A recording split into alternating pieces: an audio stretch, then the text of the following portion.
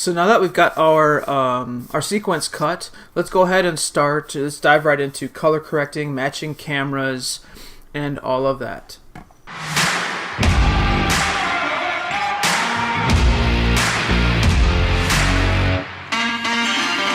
We're looking at our timeline, and now I set this up using the multi-camera source sequence, which was the alternate version or the alternate setup to multicam. So I'm going to work with that one. To open up a source sequence, now all you have to do is find your source sequence. It looks like this in your project panel. If you'll notice at the top, real quickly, you can see that I'm in my color workspace. Okay, I'm already getting set up for color correcting, so I'm in my color workspace up on top. And in my project panel, I'm going to find my source sequence, which is right here, and right click on that and say open in timeline. And there we go, there's my 3 cameras. Now if you did the first version of that, you should have like your how-to video and then your how-to MC or multicam. All you have to do with that is find your multicam sequence and double click it. Double click the icon, and there you go, it will open up as well. Okay, so here we are in our timeline. Now you can see that we cut this out before, and you can see we didn't lose it. It's here. So let's do a couple things. First thing, in my upper left corner up here, I'm going to click on Lumetri Scopes, and I've got a bunch of different things laid out here. Now I usually don't use this particular one. There's if you click the wrench in your Lumetri Scopes, then in the bottom right corner there's a wrench or settings, and you can adjust some of these. There's different scopes you can look at and use. Now I don't generally use the RGB scopes or the RGB parade, because it is right here. It's just overlaid with everything else. So I usually look at this one, and I look at this one. Now quick look at the left one, at the YUV vector scope. 255 or 100, that's like as bright as can be. So if you're filming the sun or directly at a light bulb, it's most likely, if it's turned on of course, it's most likely going to be extremely bright. So that's going to be 100%. 0 is going to be black, it's just the opposite of that, complete blackness. So you can see my contrast is quite high here.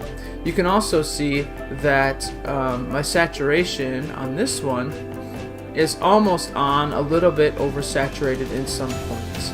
So what we have here is a hexagon with all of the colors in the spectrum. So red, magenta, blue, cyan, green, and yellow. Now these colors represent these 6 boxes right here below the white to black. So we've got red, yellow, green, cyan, blue, and magenta. And we're going to use these boxes to match each one of these as we go to get to color correct. But first, let's go ahead and set this up so that we are not too bright. And we'll see how much. I'll probably lost some data on this particular shot, but let's just take a look. So first thing I'm going to do is select my clip, which is the topmost one, and I'm going to come over to the right to Lumetri Color. Now some of this stuff may be turned off, so maybe minimized right here, so we're gonna have to open it up. I start with basic correction, and I'm gonna click this WB selector under white balance. So white balance selector, I'm gonna click that, and I've got this card here. I know this first one right here is white, so I'm gonna click that. Didn't really see much change. And now we're going to adjust our exposure, contrast, highlights, whites, shadows, etc. to kind of, we're going to work with this scope and take a look at that, or that parade. And bring that down. Okay. I'm going to bring my whites down a little bit too. And my highlights.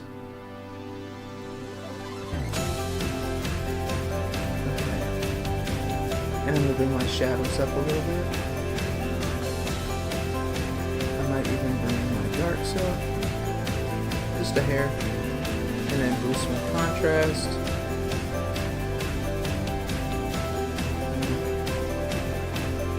And I've got a little bit of room for saturation, so I can actually boost the saturation as a whole. Now we can also bring the saturation back as we work it. That's not too bad. It's still a little bright. I didn't really lose any data, but it looks a little bright. So now, let's go into curves. Now curves, we can do a lot of different things. We used to have just this one up at the top, but now we have all of these different ones. Hue versus saturation, hue versus hue, hue versus luma, and then luma versus saturation, and so on. Well, we're just going to work with the top two, hue versus saturation and hue versus hue. Now hue versus saturation, that's basically saying the color versus how saturated it is. So for instance, let's take a look at the red, and I encourage you to do this when color correcting. It is a little bit time consuming, but it does increase your accuracy. So I'm going to change to fit, or from fit, excuse me. I change from fit to about 150%, and I'm going to zoom in, and I'm going to move down here so I can really see this card. Then I'm going to go under here. Instead of Lumetri Scopes, I'm going to select Effects Controls, and I'm going to look at Opacity. So this is the opacity for this clip, and I'm going to use the pen tool and draw a box around one color. So I'm going to start with the red, which is this one right here.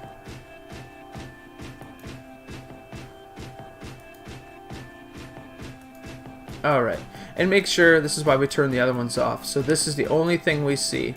And you can verify that by clicking on Lumetri Scopes. You can see, all we see is the red. And you can see it's not pointing directly at red. You know, it's kind of more towards an orange. So we need to adjust that. So let's start with, instead of hue versus saturation, let's start with hue versus hue. So we'll get it pointing the right direction.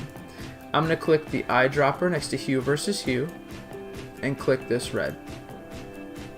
Now imagine each one of these is a piece of paper or a cylinder that's been flattened and laid out. Okay, so this edge would essentially be also connecting to this edge. So when you click a spot in the color, it creates 3 dots, a left, a right, and a center. So we selected red, okay? And when we look at this, we've got 2 dots here and then 1 over here. The center dot is actually this one right here, okay? So it would be left, center, right, because we're looking for red. So let's take a look and see what happens. If I take this red one here, hue versus hue. Now think of it, if I go up is right, yeah, or I can go down towards the yellow more.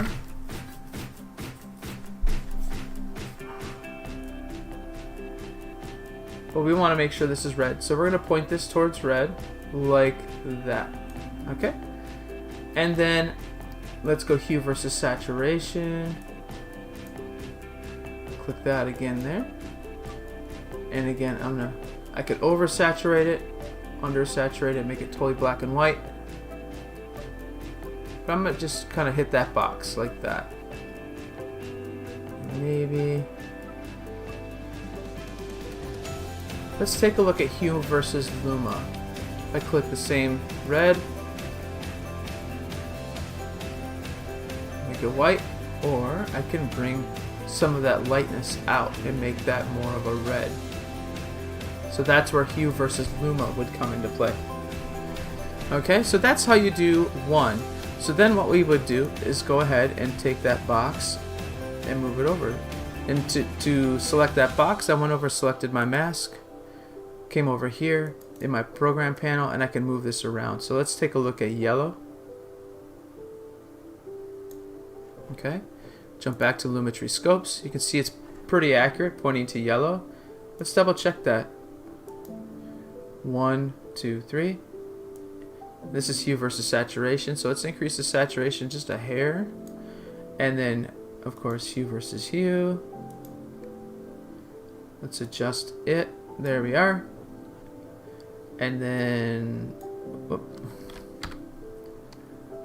I think hue versus luma is pretty good. I don't think we need to make any adjustment with that one. Let's move on to the green. Clearly have to make an adjustment to the green because that looks really crazy. So green is way off. So let's select the green And that was hue versus saturation. Alright, so let's do this one down here.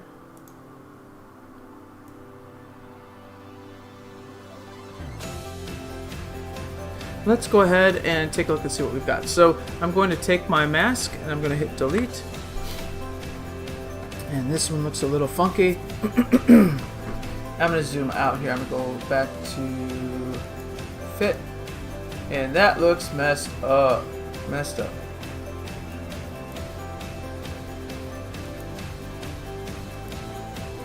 That's where we went wrong. The hue versus luma. So we need to adjust our hue versus luma because that clearly is messed up. It looked close, but now we're all over the place. So let's see here.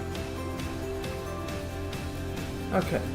So now we've adjusted this a little bit so it looks a little bit real. But now you can see if I just turn my effects off altogether by hitting this little FX, that's where I started and that's where I am right now.